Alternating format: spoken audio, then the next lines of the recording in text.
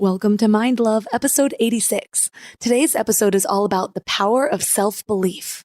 I went to the tattoo parlor to get the word believe tattooed on my wrist because I said, when I make the Olympic Games, I will put the Olympic rings underneath here. I've just been through the worst 9 months of my entire life, and I now saw a strength inside of myself that I didn't know I had. And while yes, physiologically, I had been making no steps forward in order to achieve this big goal of making the Olympics, what I was strengthening was a muscle people couldn't see. And that was my self-belief. With that word believe tattooed on my wrist, I said, if anyone can do this, it's me. I started training. I only had 6 months to get back to who I was and then improve upon that. And 6 months later, stars aligned, step by step, inch by inch, insert cliche line here. I end up making the Olympic Games and finishing as an Olympic semifinalist and one of the youngest competitors in the field. And I came home and I put the Olympic rings underneath that believe exactly where I said I would. Turn up your frequency with Mind Love. Bite-sized brain hacks for seekers, dreamers, and doers. It's time to give your mind a little love with your host, Melissa Monti.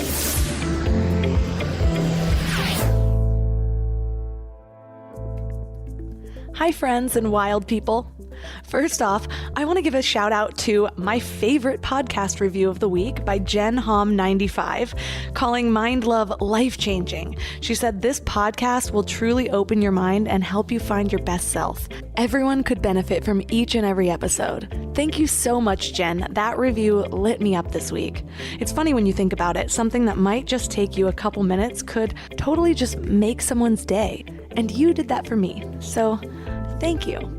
Today's episode is going to be so much fun because I'm bringing on a friend of mine. Her name is Sarah Wells, and she's an Olympic hurdler for Canada, the 400-meter hurdles. And actually, she is currently airing on The Amazing Race Canada. So that's exciting. Forewarning though, she's not allowed to tell us who won, so I didn't ask in this episode.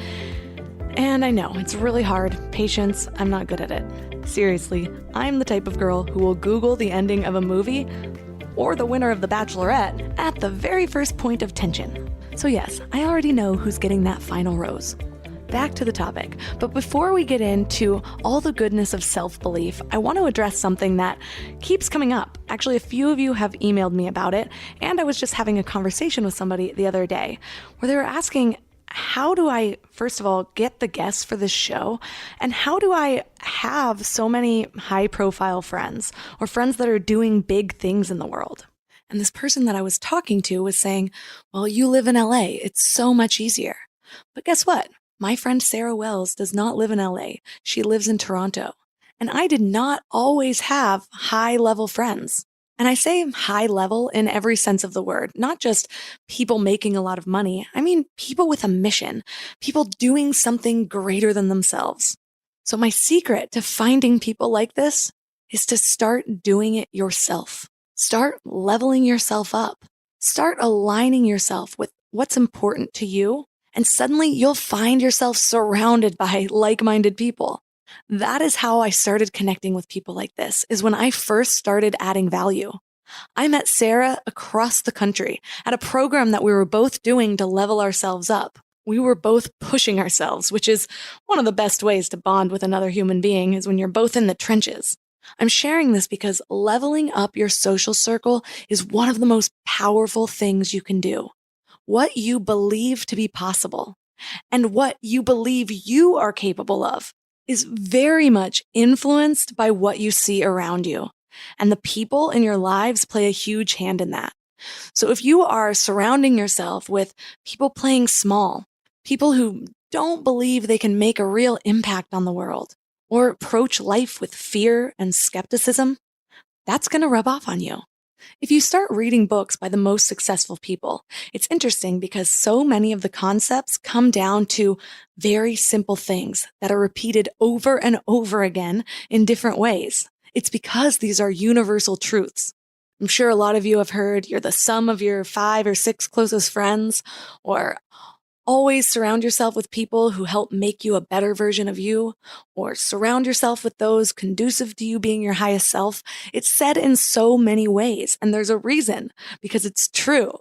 So what I love about Sarah is that she wasn't born thinking, okay, I am an elite athlete. Like I'm good at this. I'm better than everyone. She struggled. She struggled to find something she was good at all.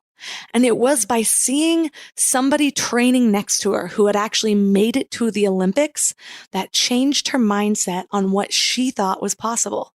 So Sarah started to realize that being an Olympic athlete isn't something you're born with. It's something that you work for. And all she had to do was want it bad enough. Well, this episode applies to so much more than making it big in athletics. It applies to really anything that you're striving for. And she has all of the keys, all of those universal truths in her daily practices. And these disciplines have not only enabled her to make the Olympics, but also to start inspiring other people to do the same. 3 key things we will learn today are how to get back up when life gets you down, universal principles to becoming the best at anything, and how to expand your self-beliefs to achieve anything you put your mind to. Before we dive in, I want to make sure you know about the Morning Mind Love. It's the easiest way to start each day with a little reminder about how magical you really are. I get messages from people every single day about how the Morning Mind Love is their favorite way to start the day, or that the message that just came through is exactly what they needed to hear. Just visit mindlove.com and sign up right there on the homepage. You'll get some amazing free gifts when you do.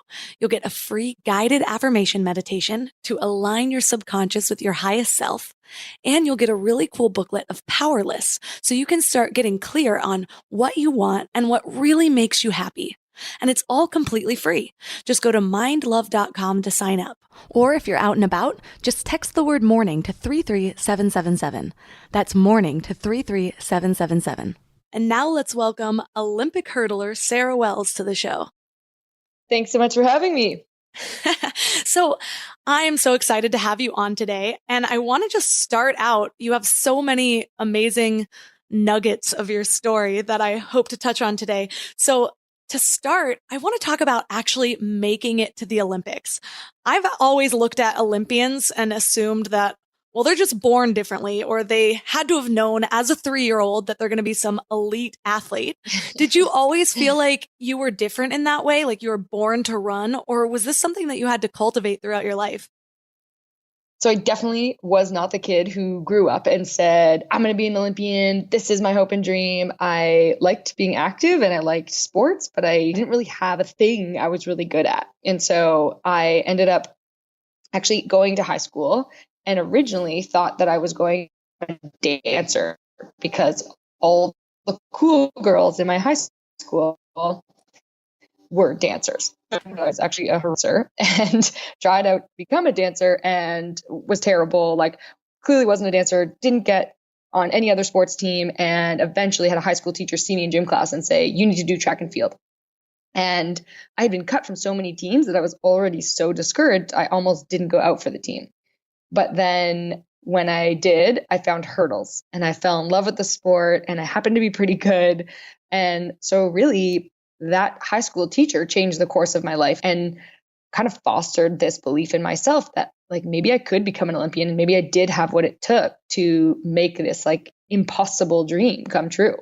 And that was kind of like the budding moments of it. And then it became far more of a reality to me when 4 years before I made my very first Olympics, it was 2008, and a training partner friend of mine, he made the Olympics in 2008 in Beijing. And I saw him train like day in, day out. And so he had bad days. He like kind of bonked in workouts sometimes, but he was strong and he was persistent and he made the Olympics. And so suddenly when I saw him, I'm like, oh, he's a normal human. Like he has bad days and he can do it. So I think I can too. And so in 2008 was really the first time I probably started saying out loud, like, I'm going to become an Olympian.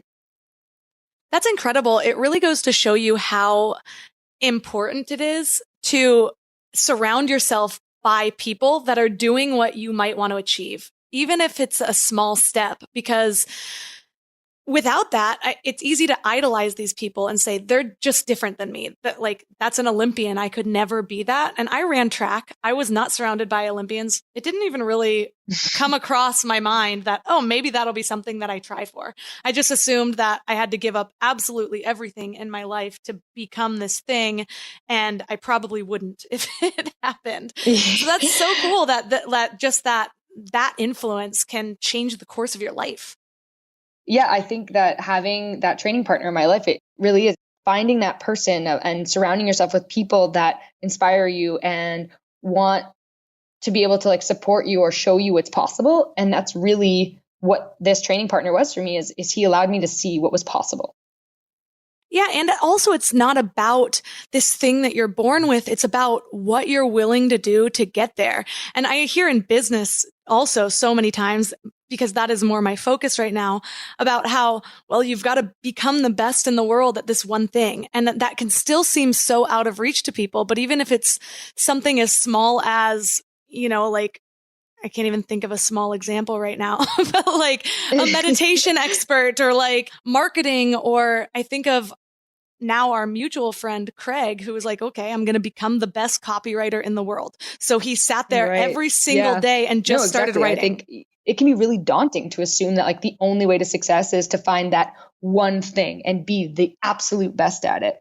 But like I said, in high school, like I wasn't good at any other sport. Like I was trying to find something, but like there was many paths that I could have taken to become successful. And it doesn't have to be what your peers do or what you're like in business, what your competitors are doing. That's not the only way to succeed. And you don't have to be the absolute best in every single area and everything you do in order to have that desired end result. And it's not like Olympic athletes are these like superhuman creatures that drink lime green beverages that turn us into the Incredible Hulk before we get on the starting line. It's that exactly what you said. We're potentially just a group of people that are willing to choose to get back up and be persistent and remain positive with like a strong sense of self-belief that regardless of the obstacles we're facing or the circumstances that may be present, that we're willing to kind of push past that and see those challenges as hurdles instead of walls.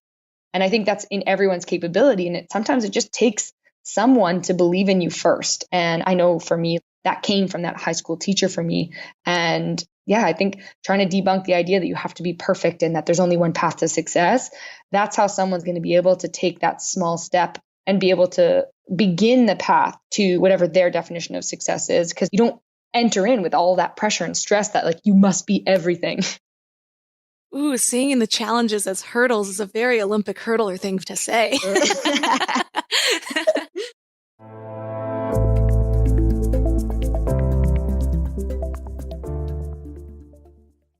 Before we go deep today, I want to give you a little gift, and I want to give it to you every single day. It's called the Morning Mind Love. I know how life can be. You're all fired up after an inspiring episode, and then a new day or a new challenge comes at you, and it's just hard to keep up that energy. Well, the Morning Mind Love is kind of like an oracle from your higher self to help you start each day with a positive focus. Plus, when you sign up, you get 2 free gifts, a 30-minute binaural meditation and 30 days of journaling prompts to help you remember who you truly are. And it's all completely free. So join over 9,000 people and go to mindlove.com to sign up or text the word morning to 33777. We're all searching for something better in life, right? Better habits, better mindset, better relationships. But when it comes to hiring, searching isn't always the best approach. Instead of searching, why not match? That's where Indeed comes in. If you need to hire, you need Indeed. It's your go-to matching and hiring platform with over 350 million global monthly visitors. Their matching engine helps you find quality candidates fast. And I mean really fast. Did you know that in the minute I've been talking to you, 23 hires were made on Indeed worldwide? That's what I love about Indeed. It's like having a mindful hiring assistant. Instead of getting overwhelmed by endless resumes, you can schedule, screen, and message candidates all in one place. The platform actually learns your preferences, so the more you use it, the better it gets at finding people who align with your vision. And get this, 93% of employers agree that Indeed delivers the highest quality matches compared to other job sites. That's why more than 3.5 million businesses worldwide use Indeed to hire great talent fast. I just love that it keeps all of my hiring processes organized. I can do everything right there instead of having spreadsheets and notes and video call links. And listeners of the show will get a $75 sponsored job credit to get your jobs more visibility at Indeed.com/mindlove. Just go to Indeed.com/mindlove right now and support the show by saying that you heard about Indeed on this podcast. Indeed.com/mindlove. Terms and conditions apply. Need to hire? You need Indeed.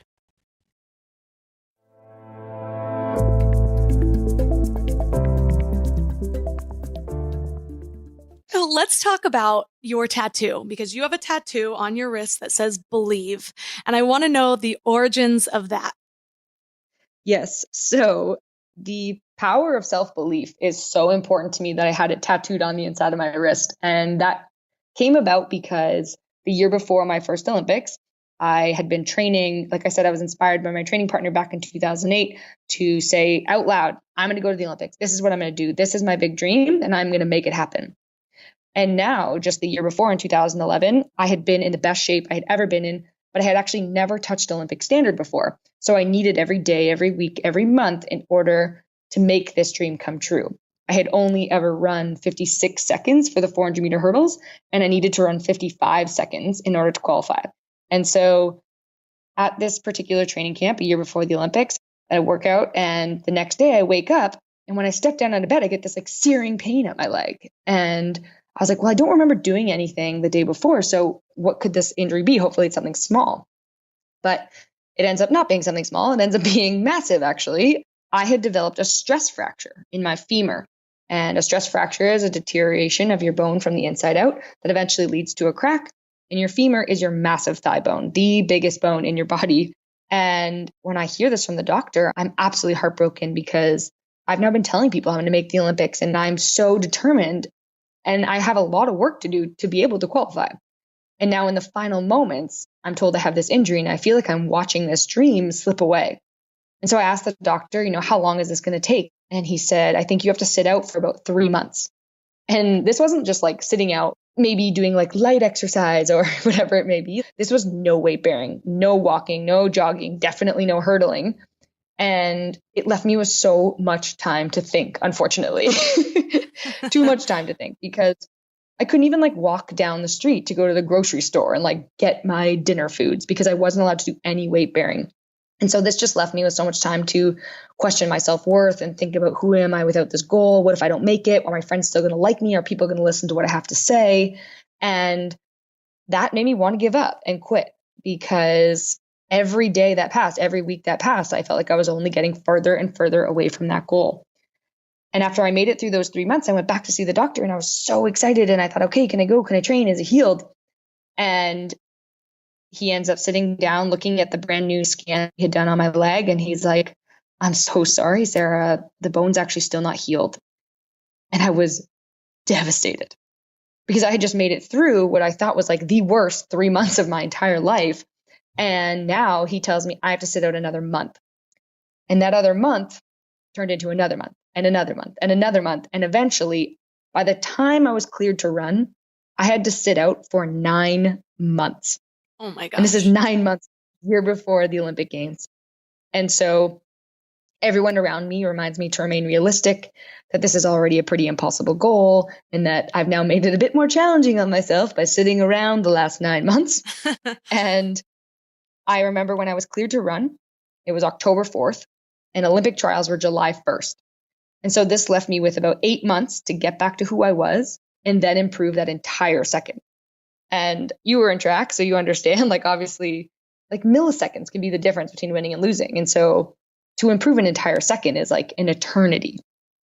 And so on that first day back to training with 8 months to go to get back to who I was and then improve by an entire second, everyone told me how hard this was going to be. But I finished that first workout on October 4th, and I left the track and I went immediately to the tattoo parlor. And I went to the tattoo parlor to get the word believe tattooed on my wrist, because I said, when I make the Olympic Games, I will put the Olympic rings underneath here. I've just been through the worst 9 months of my entire life, and I now saw a strength inside of myself that I didn't know I had. And while, yes, like physiologically, I had been making no steps forward in order to like achieve this big goal of making the Olympics, What I was strengthening was a muscle people couldn't see. And that was my self-belief. And so with that word believe tattooed on my wrist, I said, if anyone can do this, it's me. I started training, and 3 weeks into being back, I actually ended up, of course, obstacle after obstacle, I ended up tearing a hernia in my inguinal ligament and having to go in for surgery. And so by the time I got back from that, I only had 6 months to get back to who I was and then improve upon that. And 6 months later, stars aligned, step by step, inch by inch, insert cliche line here. I end up making the Olympic Games and finishing as an Olympic semifinalist and one of the youngest competitors in the field. And I came home and I put the Olympic rings underneath that believe exactly where I said I would. And it was crazy. That is crazy. I want to know, during those 9 months when you couldn't take action, you were strengthening that muscle that people can't see of self-belief. What was part of your process? Because I know when we are stuck in overthinking, that's one of the things I always say, try not to do. Take action instead, because the action is going to be the evidence to help you believe in yourself. So what was the evidence for you during that time that you couldn't actually act? I love that you say take action instead of overthink, because I feel very strongly about that as well. Like, it's the only way to kind of provide yourself an opportunity to show yourself like that strength, or that you can move forward. And when I couldn't physically take action, there was ways that I took action that were within my capabilities. And so one of those things was journaling and logging everything. I would go to my physiotherapist appointment and I would maybe log with the resistance bands today, like I did this many different things of like with my arms and with this. And so I'm realigning my hips, or I'm strengthening my spine structure to be able to hold a stronger core. And that will help me once I am able to run, and finding all of those small things and writing them down so that way I don't discredit them, because it's easy in your head to be like, oh, I've barely done anything this week. And it's like, oh, if we actually wrote down everything we all did in a week, we would recognize like how full our lives are and how much we maybe actually accomplished, and we'd maybe be a lot more compassionate with ourselves. And so for me, that came from logging in this journal everything I had done and the small steps I was taking forward, or things that I could use when I would be back in physical action. And some of those things would literally be like, I thought about quitting today, but I showed up at physio and I did it anyways. And it's like, knowing that, it's like I've strengthened that muscle and I'm going to be able to use that when I get back. And having it all logged allowed me to not discredit all of those small things I had been doing during the time where I couldn't do much.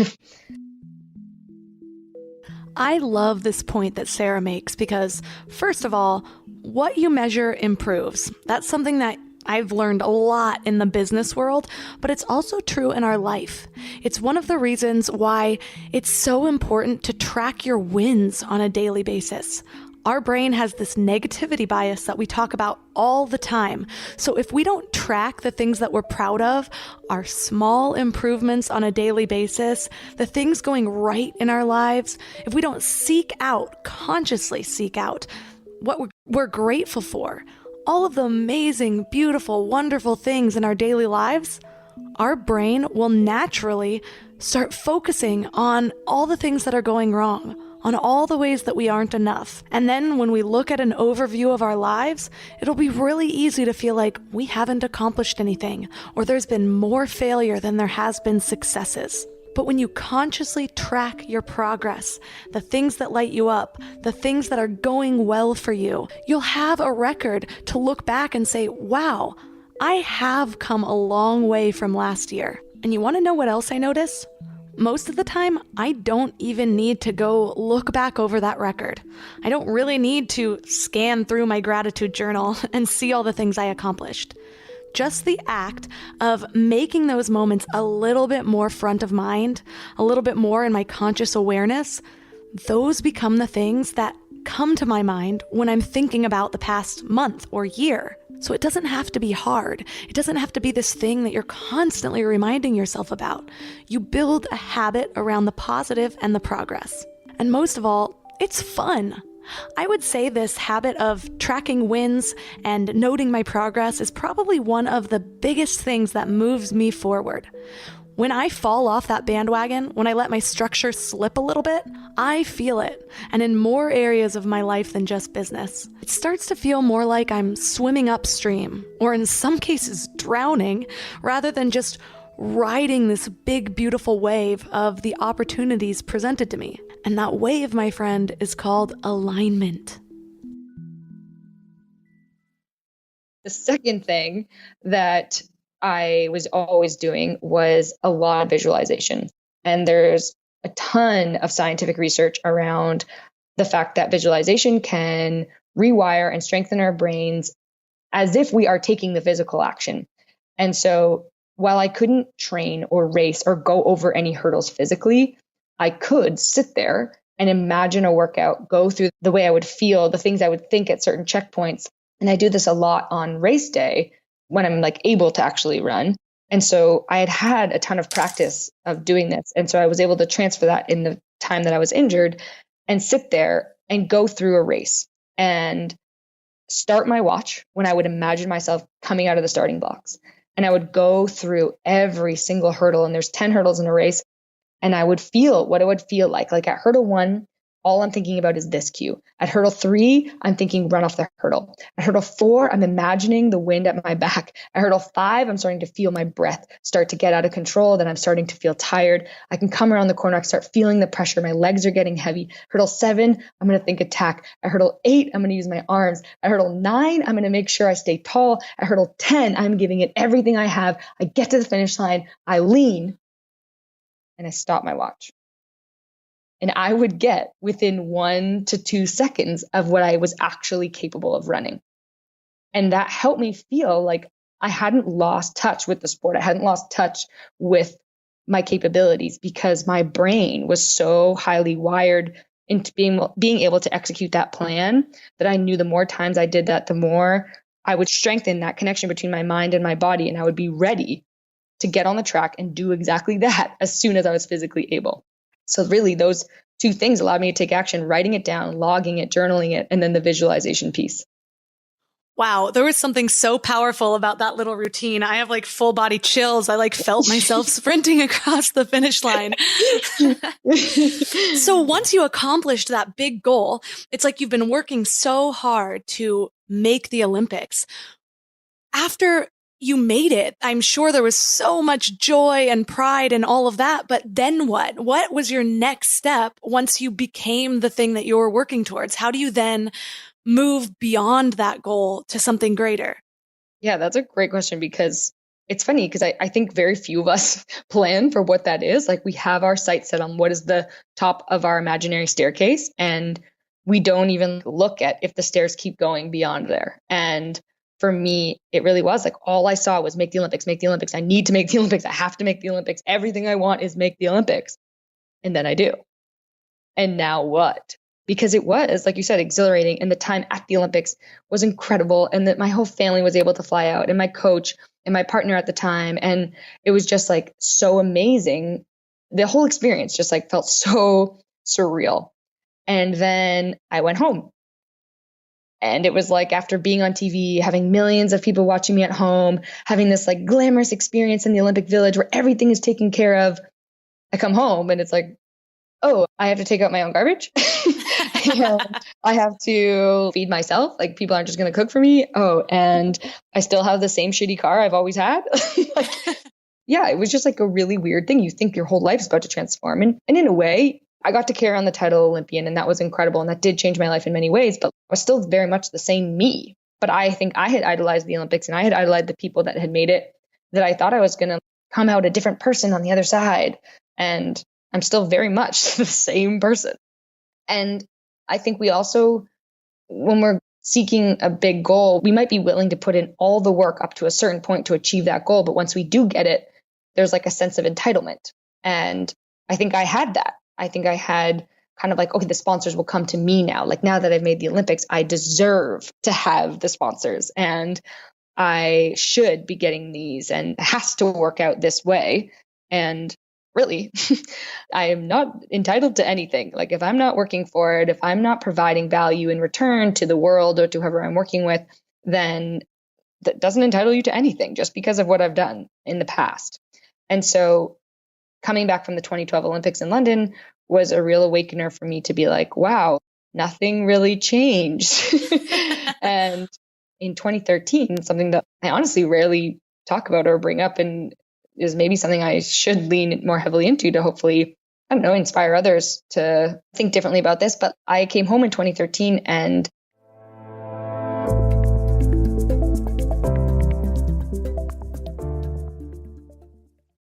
You know what's crazy?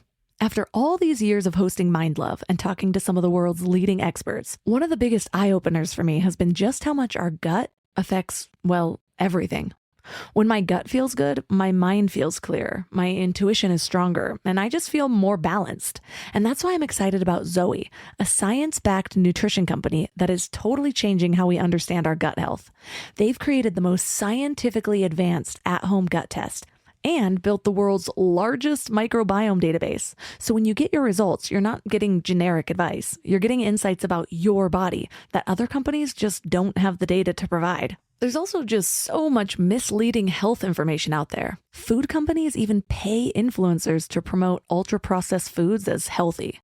And that's why I love that Zoe relies purely on science. Real science. The randomized controlled trial showed that participants were 4 times as likely to report better sleep and more energy, all thanks to the info from the largest microbiome database on the planet. So go to Zoe.com and find out what Zoe membership could do for you. And because you listen to Mind Love, you can use the exclusive code MINDLOVE10 to get 10% off membership.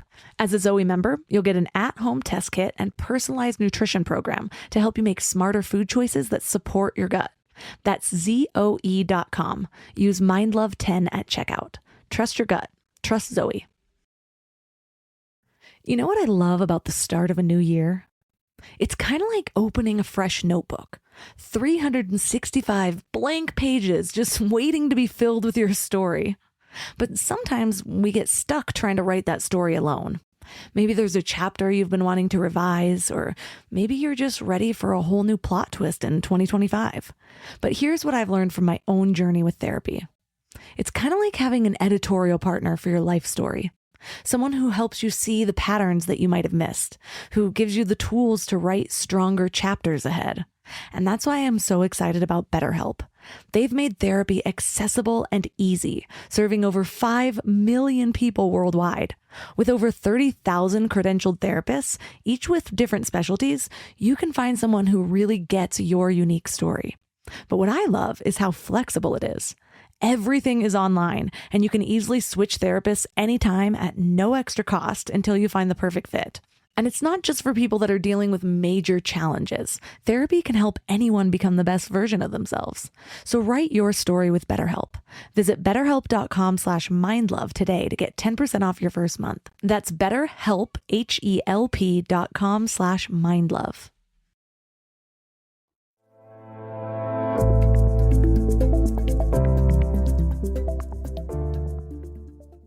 I came home in 2013 and I basically had put myself so far in debt to try to make the Olympics and have my sole focus on that and have almost no sponsors that when sponsor didn't come running at my door to now sponsor me once I had made the Olympics, I was in massive debt. And I ended up becoming basically homeless for 2013. And I had to move out of my apartment. I had to live on my sister's couch.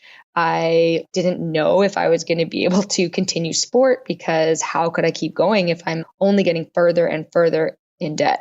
And it was scary because of this idea that we have that once you achieve a certain level of success, everything will work out. Like you've reached the top of the staircase, so everything will be great now. And I think we should absolutely be believing that because everything will work out if we put the intention. And I very much believe that. But it's like we have to come from a place of like gratitude, not entitlement. And I think that's what I had to change about the way I was looking at it because I was homeless and I didn't know what to do. And I felt like I didn't want to quit sport. And so I had to find a different way. And so instead I was like with incredible gratitude, grateful for the experience of the injury and having to sit out for the 9 months and coming back from that. And I started to share that story from a place of gratitude of like, I'm so happy this went on because I think I can now use this to inspire others. And that sense and positioning I came from provided me opportunities to speak about my story and start to make money as a speaker, which then paid for my training. And so I think when we achieve a goal and there's something that we have in mind, know that the staircase keeps going and that you have to come from a place of gratitude and not a place of entitlement. And to stay inspired, highly driven people might get bored easily. Like, I won't say everyone, but once you're ambitious enough to have this crazy wild dream, you're probably ambitious enough to have another.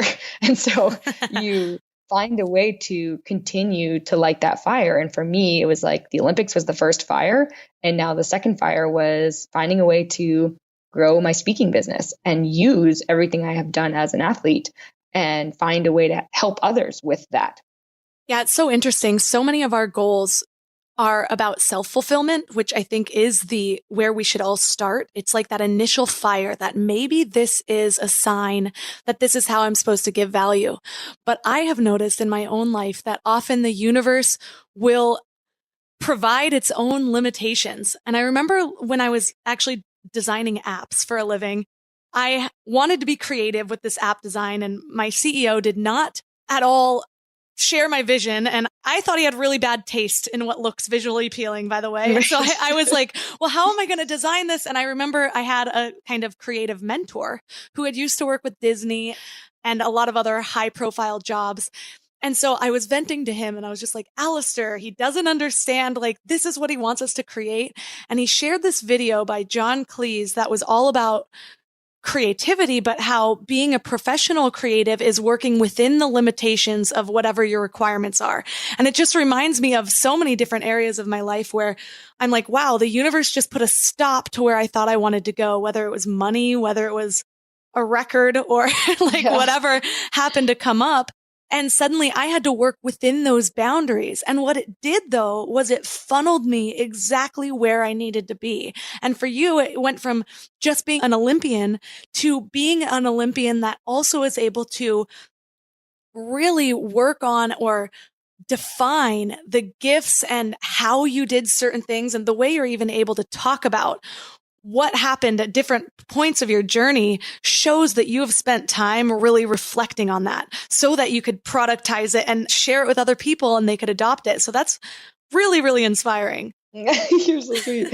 Thank you. No, everything you're saying very much, it resonates with me. And I think, yeah, it can be hard in those moments when we feel like the universe closes that door and we're like, wait, no, what? I wasn't done with that. But it's like, there's another plan. And I think everything happens for a reason and we're all in the place exactly where we should be. And so it's a matter of accepting that and knowing, okay, I might be on the cusp of something incredible. I don't know what the heck that is yet, but hopefully it's on its way. So speaking of change of plans or things not going as you expected them to, let's talk about the 2016 Olympics. What happened there? Yeah. So as I mentioned, so 2012, I make the Olympics. 2013, I'm homeless. I repurpose my shift and I start speaking, and that's great. But I'm still continuing as an athlete and getting better and getting stronger and getting faster and continuing to build that story. And in 2015 at the Pan Am Games, which is a major games, it's like half the world participates. And I won a silver medal for Canada because I'm Canadian. And I won a silver medal at the Pan Am Games, and I only lost to the number one ranked girl in the world that year. And so that was so exciting because I had just run the fastest I had ever gone. I won a medal on the international stage. And I thought, okay, in 2016, I'm going to win a medal. Like, I'm in the best shape of my life. I have seen and now done something incredible and like saw what it's like to win a medal on the international stage. And so I'm going to do that at the Rio Olympics in 2016. And I'm in great shape in 2016. I am feeling confident, but I also am feeling like this immense amount of pressure that everyone around me is saying, well, you were at the last Olympics, right? So you'll be at this Olympics. See you there. Like, you won a medal at Pan Am Games, so you're going to win a medal for us at the Olympics, right? Like, don't let us down. Ha ha. And like that joke is like stinging my heart. I'm like, oh my God, don't let them down. But 2 months before the 2016 Olympic trials, I had a workout on a Tuesday. And I ran so fast. And my coach and I were like, wow, we are on the cusp of something great here this year. And so I'm excited, but I'm also, again, managing these emotions of like, okay, I need to be Sarah Wells, the Olympian, and I want to be influential, and I want to make sure I'm inspiring. And so I can't be anything but Sarah Wells, the Olympian. But that word Olympian comes with a costume and an armor and assumptions. And you feel like you need to be this like perfect Greek statue, which makes it absolutely impossible to move because you're not fluid. You're not being yourself. You're not allowing flexibility for days where you might feel depleted or defeated in some way. And so after that major workout on the Tuesday, when I ran so fast, the next morning I woke up on the Wednesday and my hamstrings were incredibly tight, which makes perfect sense because I had just gone the fastest I had ever gone the day before. But I had another really big workout planned on the Wednesday. And I thought to myself, okay, well, I don't know if I should work out today. I'm feeling pretty tight, but like, what if I don't work out? If I don't work out, then I won't be doing everything I can. If I don't do everything I can, then I might not make the Olympics. If I don't make the Olympics, then I won't be influential. And I thought by showing that I might doubt myself, that I might have weak moments, I wouldn't be inspiring then, would I? If I missed a workout, like I wouldn't be influential then, would I? And so I decided to work out anyways. And at that workout, I ended up tearing my hamstring. And I ripped an inch tear in my hamstring. And 4 years after I thought I had already overcome the biggest obstacle in my career, I learned another hard lesson. Because the reason I chose to work out that day was because I wanted to live up to this expectation of Sarah Wells, the Olympian. I wanted to be influential. And what's funny is that if we expose our imperfections, if we expose our insecurities and our doubts, then that makes us human. And our humanity is what makes us influential. And so I needed to recognize that day. And so after sitting there that night and reflecting on that piece and understanding, showing up and being the Olympian wasn't the only way to be inspiring, wasn't the only way to be influential. And instead, by me actually being brave enough to admit those doubts, being brave enough to lean on someone else, that is a way to be influential and be a true leader and show what it takes to be vulnerable. And so I started back training and I tried to do everything I could with only 2 months to strengthen that hamstring and get back to try to make the 2016 Rio Olympics. And at Olympic trials, I knew I needed to get top 3. And I had been a 4-time national champion. I had always won the race when I was in it. And so I thought, okay, top 3, I can do that. But my hamstring was unfortunately only able to recover to about 90%. But again, looking down at that believe tattoo, I kind of just said to myself, if anyone can do this, it's me. I believe in me. And so I start the race and I'm giving it everything I have, every ounce of courage and grit and strength. And I'm charging down the finish line and every ounce of my body is flooded with lactic acid, but I am fighting through it with everything I have. And I get to the finish line and I lean and I get 4th. And I was devastated because I needed to get top 3 and I got 4th. And for 4 years, I had been known as Sarah Wells, the Olympian. And now Sarah Wells, the Olympian, doesn't make the Olympics. And I felt like such a fool and I felt like such a failure. And I thought my friends weren't going to like me anymore and people weren't going to listen to what I have to say. And I thought the whole world was about to be flipped upside down. But fortunately, time heals a lot of things. And I now realize that as much as in that moment, when I didn't make the Olympics, it all felt like such a waste, I now know it was never a waste. And it was never a waste for 2 reasons. Because 1, I love the sport of track and field. It has led me to places and allowed me to meet people that I might not have otherwise without my sport. And for that, I am forever grateful. And I would never, never trade any of that, regardless of the outcome that I'd be chasing after. That journey throughout the way was like just so fulfilling. And then the second reason why it was never a waste is that knowing what that second passion is, if it's not sport, if my second passion is speaking, then I can now relate to every single person in the room of the audiences I speak to. Because I've been resilient. I've chosen to get back up. I've believed in myself so strongly, and I've had the triumphant finish, and I make it to the Olympic Games, and it's awesome. But then I've been resilient, and I've chose to get back up, and I've believed in myself so strongly, and then it just didn't work out in 2016. And I've been so lucky to continue to share my story, and far more people come up to me after the fact when I give my speeches and they tell me they are more inspired by the time where I didn't make the Olympics over the time where I did.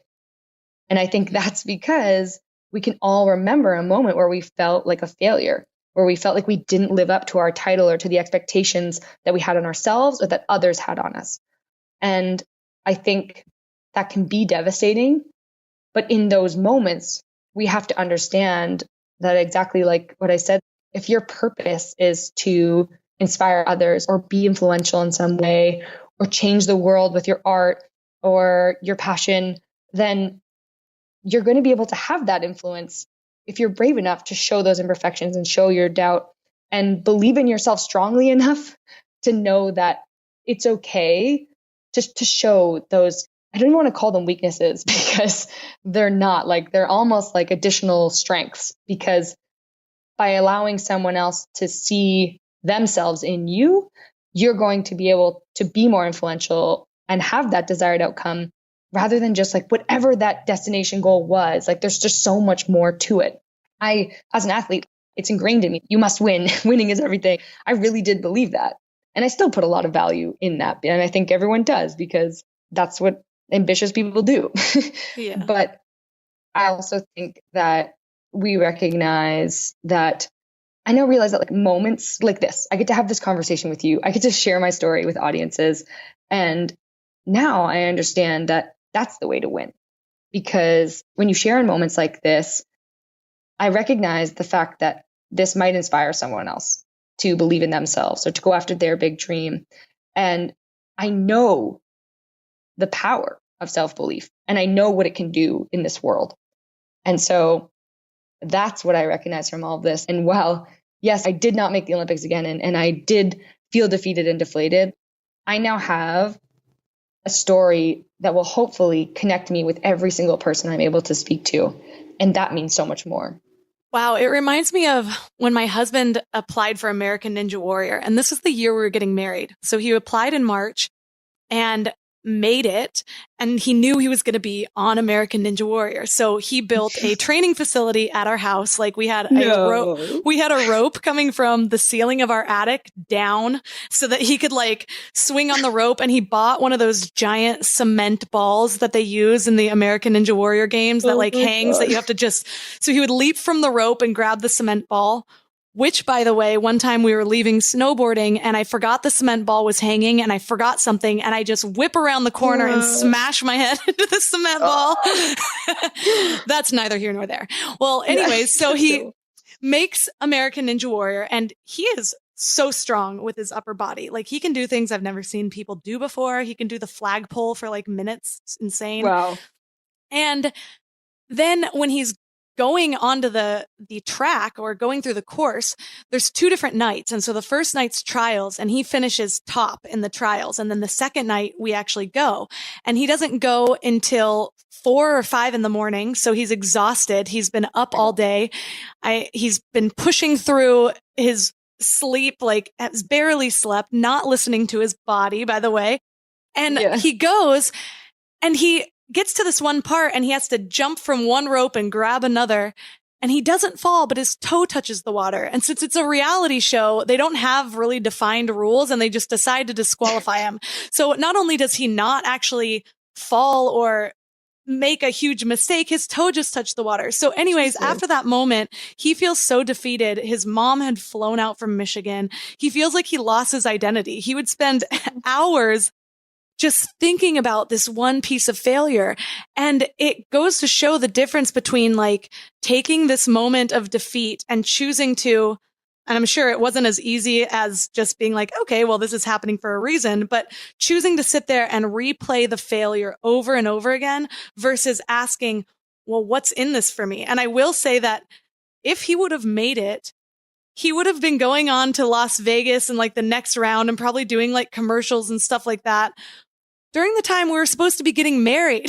Like, we probably would have broken up, to be honest with you. And I'm like, don't you realize this? It was basically me or a reality show championship. Like, aren't you glad? Like, really hoping he's going to say like, yes. But it's just 2 different ways to look at the same thing. And it's all how you choose to look at it. Yeah. And like, don't get me wrong. Like I lived in that world of replaying the moment and crying myself to sleep. And I did not snap out of it quick. And I don't think anyone could expect that of themselves.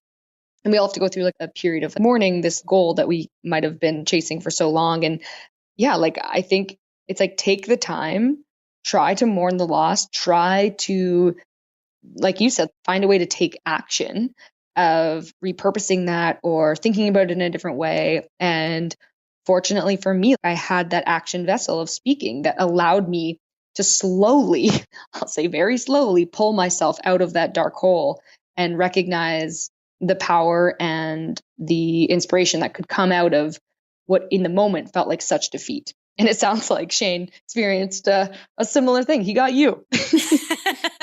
Yeah, I better be a better prize. That's all I'm going to say. Well, when you had that moment, though, where you mentioned Sarah Wells, the Olympian, how has your sense of identity changed from those moments to where you are now? I think my identity, like anything in life, like if you define yourself by only one thing, then the second that's taken away from you, like you're trying to run on a treadmill with no traction, like you've just got nothing there and you're just going to get like whipped out the back. And so I think what I've really recognized is kind of diversifying my identity. And that's really hard to do, especially because when you do have a really big goal, and let's say someone who's starting a business, like that's very much like all consuming. And that's all you think about. And that's when you wake up in the morning, it's the first thing you think about. And when you go to sleep at night, it's the last thing you think about. So I recognize it can be really hard to diversify your identity when such a big goal requires basically like all of you. But I think it's important to actively be pursuing different passions or making time for one day a week to explore something new about yourself, whether that's like, and that doesn't have to be anything big. That's like, go outside, go to a market, hang out with friends, define yourself with like the people you hang out with. You know what? I have really good friends. I'm a person who's constantly surrounded by lovely people, or like, I'm a person who is like constantly exploring. Like I'm always going to new festivals or I'm exploring different parts of the world. It can be as simple as finding something one day a week that's different than the goal you're pursuing. And that will help you recognize the very diverse things about yourself. And so for me, I have found that through speaking, I've met a ton of people and I've gotten to know different like hobbies that people have and different interests that they have. And that might expose me to different hobbies and interests and like, oh, would I like that? Like maybe I should try those things. And so I think my active pursuit of diversifying my interest portfolio has come from meeting people. And not everyone's like an extrovert like I am and might not like getting out there and meeting people. But like I said, it can come from just exploring nature on your own or doing some more writing or reflecting and finding those alternative things. And so for me, I now recognize that I am a person who can read people well and recognize good people. And then I feel very fortunate to be surrounded by those people because they inspire me to be better and be more and think differently. And so I have that. And then I have sport. And then I have speaking. And then I started an organization called the Believe Initiative. And we have students pick a passion they have, a problem they want to solve, and they use that passion to solve that problem. And they build self-belief through action.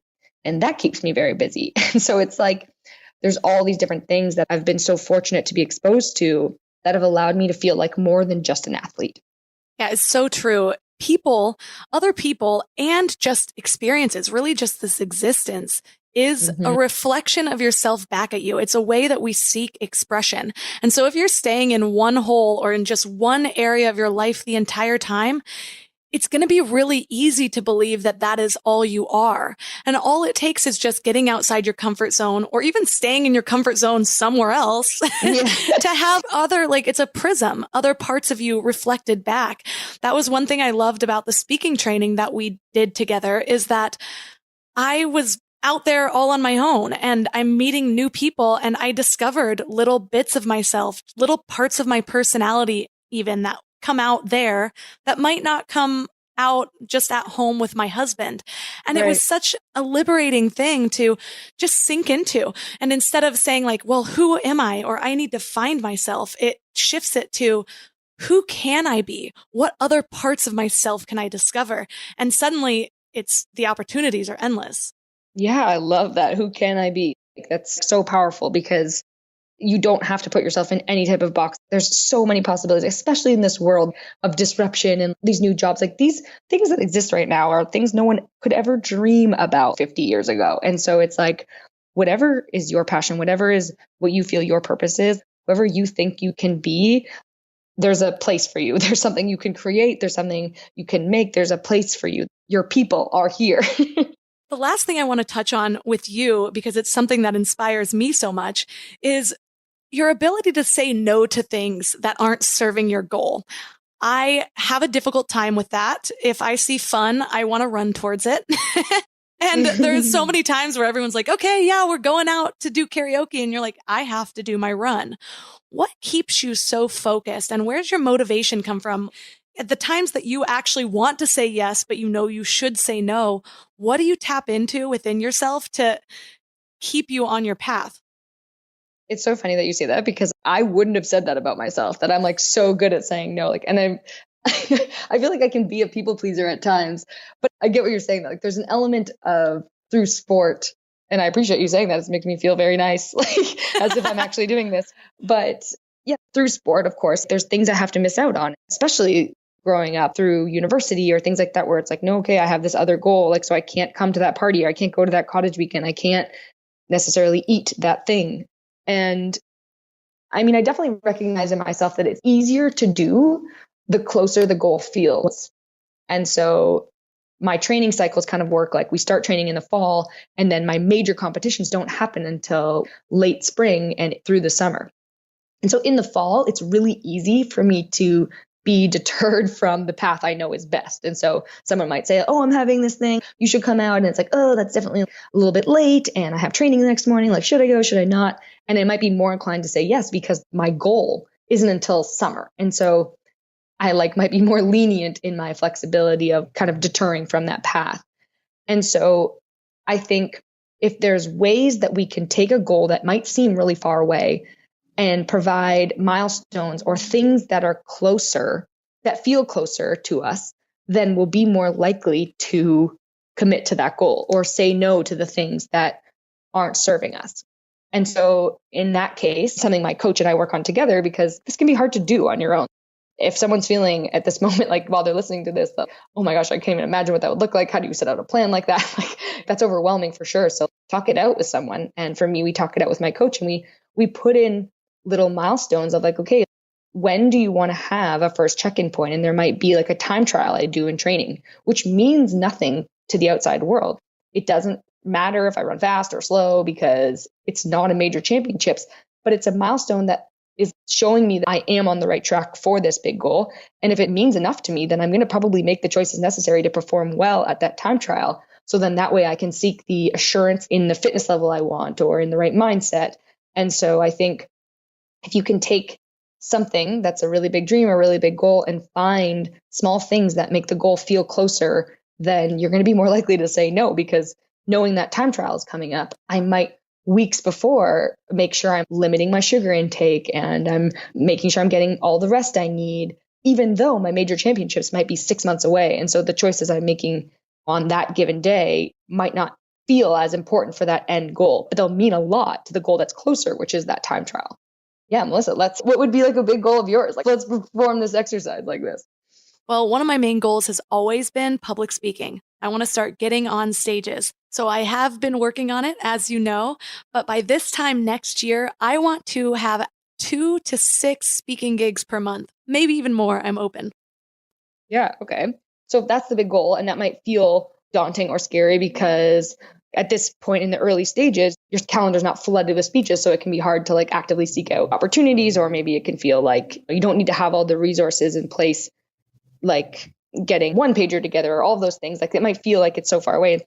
Could you go and offer up, or it might even like be that you're not practicing your speech as much as you'd like to be because you don't have that gig on the calendar yet.